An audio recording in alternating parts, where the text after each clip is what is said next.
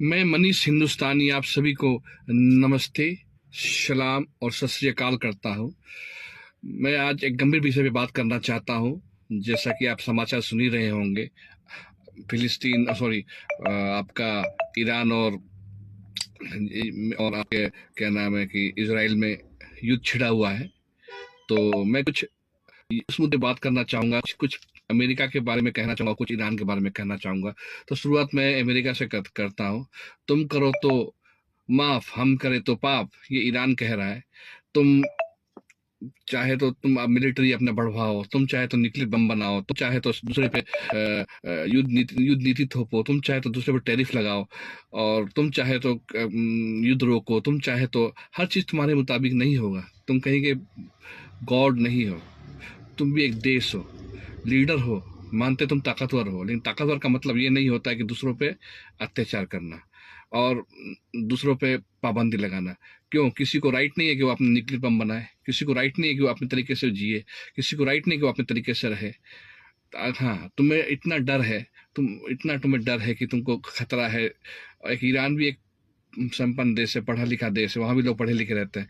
कोई देश किसी से युद्ध नहीं करना चाहता, लेकिन तुम केवल प्रोपोगंडा फैलाने के लिए कि वो हमें मार देगा, वो बम बना लेगा तो हमारे खतरा है। तो क्या पाकिस्तान के पास न्यूक्लियर बम नहीं है? वो तो नहीं फेंक रहा, क्योंकि बहुत सारे देशों के पास न्यूक्लियर बम है। तो उससे क्या दूसरे को खतरा नहीं है? लेकिन क्या वो क्या बम फेंक रहा है? कोई नहीं चाहता कि देश की कोई दूसरा देश, कोई देश नहीं चाहता कि आपस में लड़ाई झगड़ा हो, हमारे देश की जो जनता है वो परेशान रहे।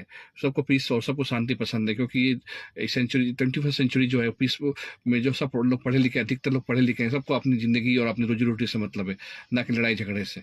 और मैं अब दूसरी तरफ ईरान की तरफ जाना चाहूंगा। ईरान को भी सोचना चाहिए कि भाई मैं अपना इकोनॉमी को आगे बढ़ाऊं, अपने देश को आगे बढ़ाऊं, ना कि मैं पॉलिटिकल प्रोपोगंडा करूं कि मैं इसको ये खत्म कर दूंगा, तो मैं इसको ये कर दूंगा, तो मेरे हम लोग धर्म को लेके आप प्रोपोगंडा करते हो, ये होगा तो हमारा धर्म खतरे में है, तो हमारा धर्म संकट में है। कौन धर्म? बाकी तो बहुत सारे, सऊदी अरबिया है, ओमान है, बाकी बहुत सारे देश हैं, कौन देश खतरे में है? तो आप केवल अपनी राजनीति को चमकाने के लिए इस तरह की बातें ना करें, ताकि आपस में मनमुटाव हो और देश में और जो है बाकी जितने देश हैं वो भी, उनको भी आप खतरे में डाल रहे हो, और आने वाले समय में आप आने वाले समय को और खराब कर रहे हो। आपको चाहिए कि आप इस्लामिक देश बनाइए, कोई बात नहीं। इस्लाम ये नहीं कहता कि आपस में लड़िए झगड़िए, इस्लाम ये कहता है कि शांति रखिए। बहुत सारे इस्लामिक देश है जो शांति से रह रहे हैं, आप भी शांति से रहना सीखिए।